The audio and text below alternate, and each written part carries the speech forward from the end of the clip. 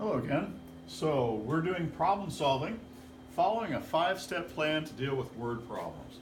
And this is in the TABE Success book, page 32. And this is going to be part 1.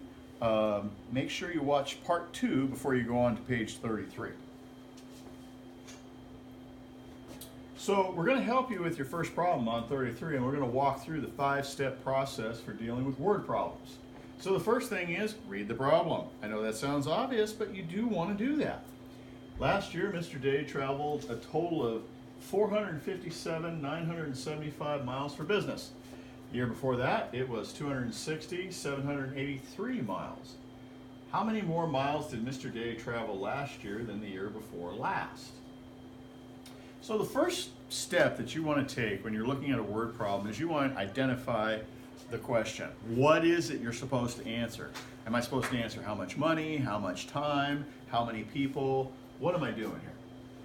And this one is pretty nice. The question is at the end. A lot of times it is. How many more miles did Mr. Day travel last year than the year before last?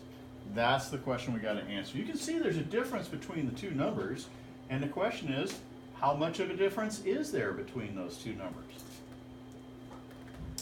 Next step, step 2, identify the information to use. So what we really care about is this year's mileage and this year's mileage. Quite frankly, the rest of it, we're not really worried about. For example, we don't care that he traveled for business. It really doesn't matter whether you travel for business or pleasure. We just want to know the difference between this number and that number. Step number 3, make a plan. Since we're trying to figure out how much more the difference between the two numbers, we've got subtraction going on. So we'll set it up this way, where we have the 1 year and then the other year, and we're going to subtract. By the way, when you're looking at your word problems, remember, you're going to either be subtracting, adding, multiplying, dividing, or doing a combination of those.